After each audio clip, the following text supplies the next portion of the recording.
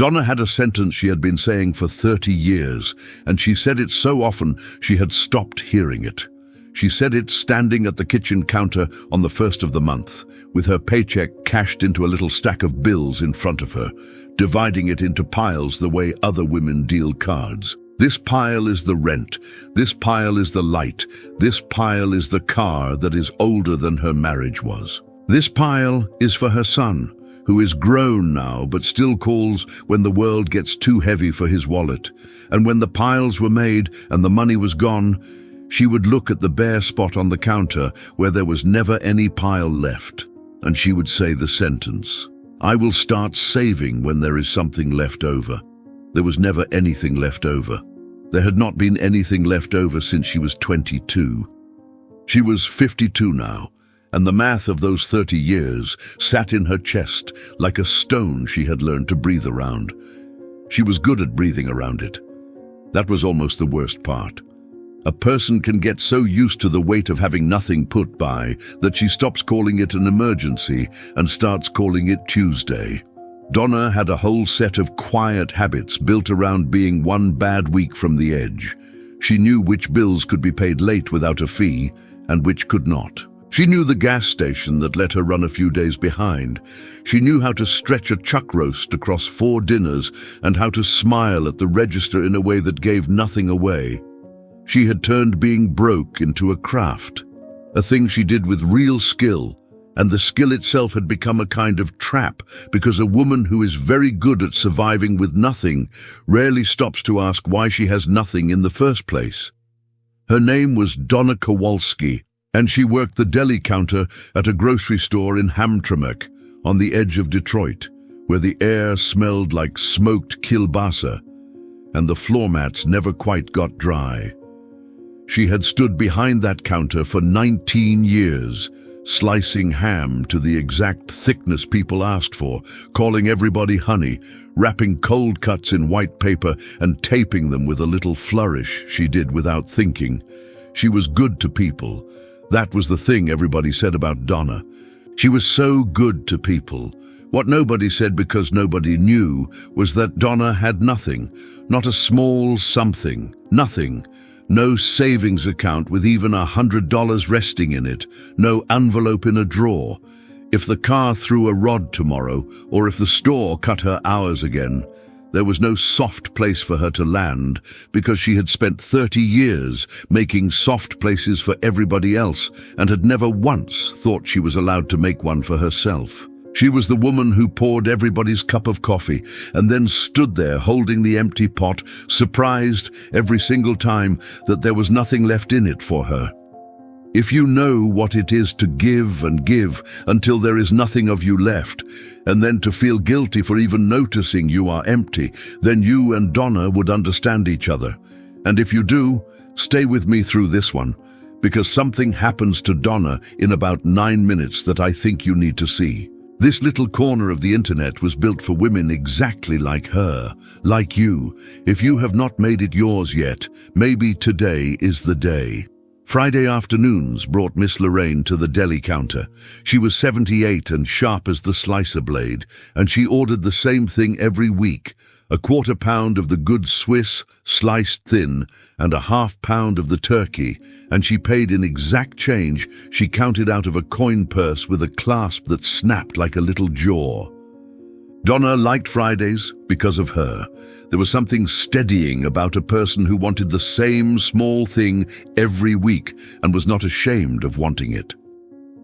This particular Friday, Donna was running on empty in every way a person can. Her son had called the night before, needing $300 she did not have, and had given him anyway, by not paying the smaller half of the light bill, and she had that floaty, hollowed-out feeling you get when you have given away something you needed. That was the part that would have surprised people if she had ever told anyone, which she never did. Donna was not broke because she was foolish with money. She was broke because she was generous with it, which the world likes to treat as the same sin, but is not. Her boy, Bobby, was 30 now and good-hearted and a little lost. And every few months his car or his rent or his luck ran out, and he called, and Donna had never once in his whole life found a way to say the word no and make it stick. So she said yes, and she moved the yes around inside her own thin budget like a woman bailing a boat with a coffee cup, and the boat kept taking on water, and she kept telling herself that this was simply what a mother was. That love was a thing you proved by going without. She had been proving it for 30 years. She had a closet full of proof and an empty account to show for it. Miss Lorraine must have seen it, because she took longer than usual snapping her coin purse shut. And she looked at Donna over the top of her glasses, and she said it plain, the way old women say the things that knock you flat. She said, "You pour everybody's cup. You ever pour your own first?" Then she took her Swiss and her turkey, and she walked out into the grey Detroit afternoon, and Donna stood there behind the counter with the deli paper in her hands, and absolutely no idea what to do with what had just happened. A customer was waiting. She wrapped his bologna. She called him honey. But the question had gone in somewhere under her ribs and lodged there, and she could not get it back out. She thought about Miss Lorraine the whole drive home, the way the old woman counted her exact change so slow and unbothered. A woman who plainly did not have much, and just as plainly was not afraid of the end of her own month. Donna had always read that slowness as old age. Now she wondered if it was something else. If it was the calm of a woman who had, somewhere along the way, started pouring her own cup first, and so never once stood at the end of a month holding an empty pot, surprised. The thought made Donna grip the steering wheel a little tighter. She did not want it to be true, because if it was true, then the empty pot had never been the world's fault at all. It had been an order she kept putting herself last in, every single month, with her own 2 hands.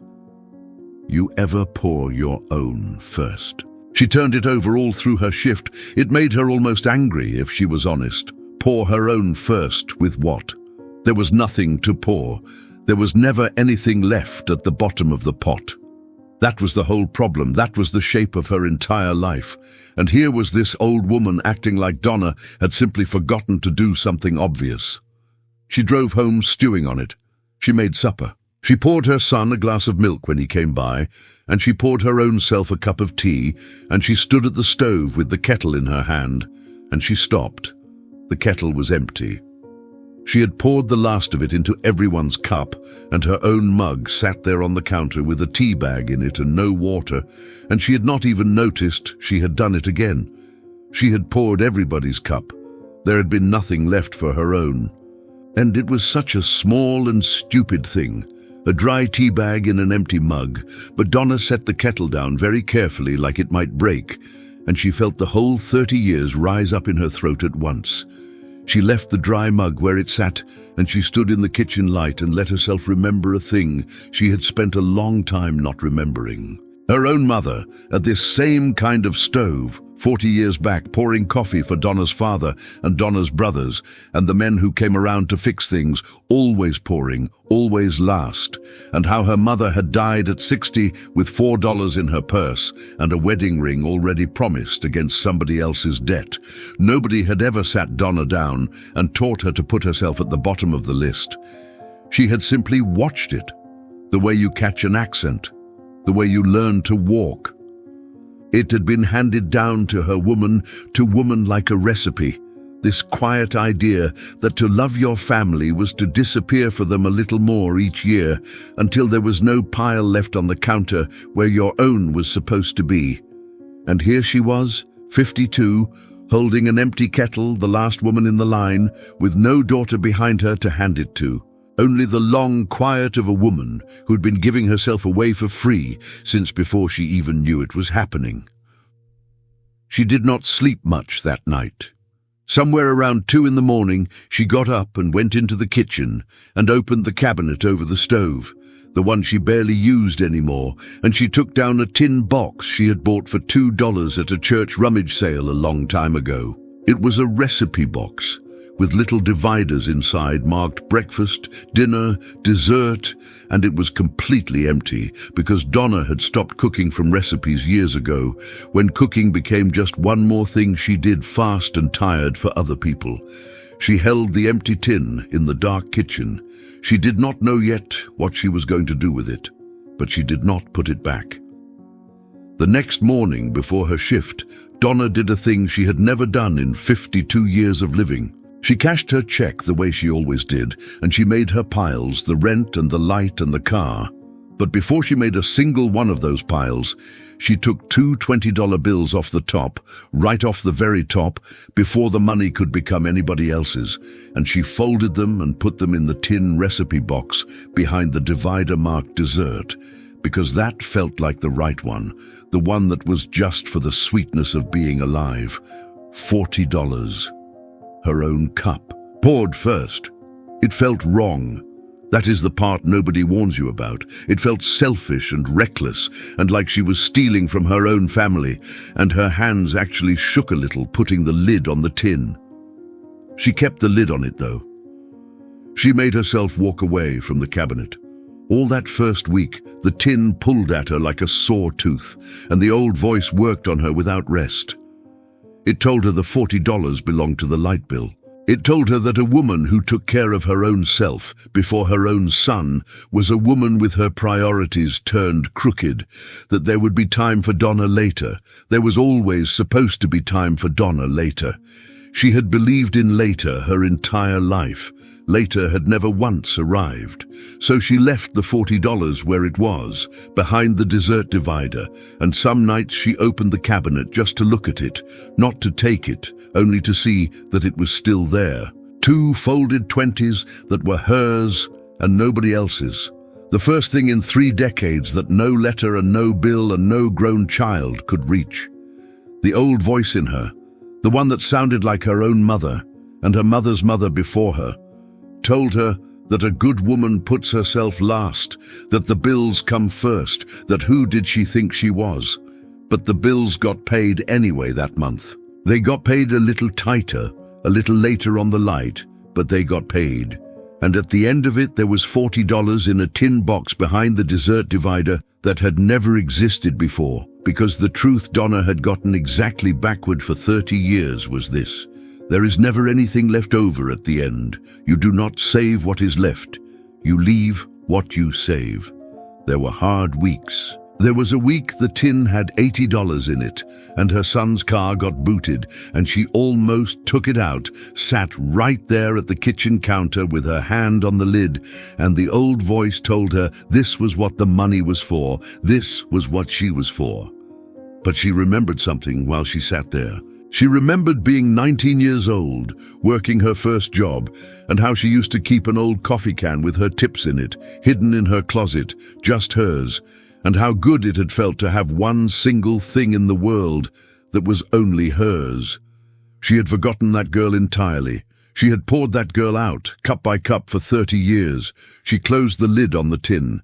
She found another way to help her son, a smaller way, a way that did not empty her own kettle. And the tin kept filling.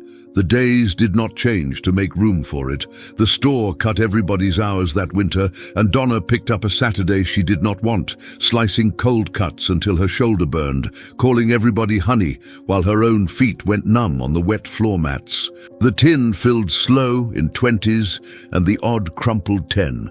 In the loose ones she had stopped spending on lottery tickets at the gas station because $1 in the tin had started to feel better than $1 of hoping. She smoothed each bill flat before she set it behind the dessert divider, the way her mother used to smooth the good tablecloth before company, and she let herself feel, for just a second each time, the small, clean pride of a woman keeping a promise to her own self. It was the only promise in her whole life she had ever made and not broken. There is a kind of woman who spends her whole life making sure everyone else is full and never once lets herself notice she is the only one at the table with an empty cup. And the bravest thing she will ever do is pour her own first, while the whole world tells her that is selfish. 8 months. That is how long it took for the tin to hold its first real number, a number Donna could hardly believe when she finally counted it out on the counter one night, smoothing each bill flat. It was not a fortune, but it was the first time in her adult life that Donna Kowalski had a soft place to land that she had built with her own 2 hands, off the top first before the world could get to it. And the strangest thing happened to her at the same time the tin filled. She stopped feeling like she was drowning. The hours at the store were the same. The piles on the counter were the same. But a woman who has poured her own cup first walks through her day differently than a woman who is praying there is something left at the bottom of the pot. She had taken something back, and it was not really the money. It was the saying. It was her own self, moved up to the top of the list, finally, after 52 years at the bottom. A young woman came to work the register that fall, maybe 26, with a baby at home and that same hollowed-out look Donna knew from her own mirror. One slow afternoon, the girl said it, almost the exact words, that she would start putting money away as soon as there was something left over at the end of the month. Donna heard her own voice come out of that young mouth, 30 years younger, and it stopped her cold. She did not lecture the girl. She went to her locker on her break, and she came back with a little tin box she had picked up that very week. $2, another rummage sale, and she set it on the counter in front of the young woman. She told her to take $40 off the very top of her next check before it became the rent, or the baby, or anybody else, and to put it behind the divider marked dessert, because some of it has to be for the sweetness of just being alive.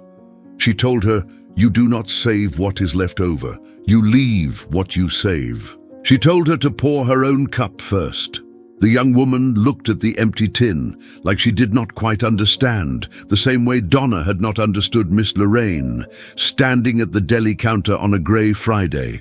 And Donna smiled, because she knew the girl would understand it later, some night at her own stove with an empty kettle in her hand.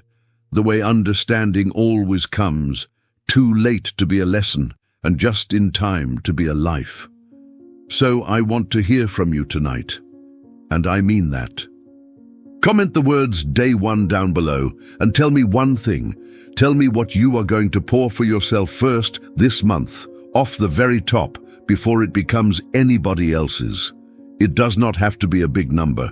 It just has to be yours, and it just has to be first. I read every comment, so put it where I can see it, and if Donna's story reached something in you, stay with us here. Subscribe and turn on the bell, because there is a new woman and a new story every single week, and I would hate for you to miss the one that was meant to find you. If it moved you, leave a like. It is a small thing, but it helps this story get to another woman who is standing at her own stove tonight, holding an empty kettle, wondering when it became everyone's job but her own to keep her full. And if you want to pour your first cup tonight, there is a free app that can help you keep track of it, simple and quiet, so you can watch your own tin fill up. The link is sitting right there in the comments. Thank you for being here. Thank you for staying all the way to the end. Now go pour your own cup. You have earned it about 30 years over. I will see you next week.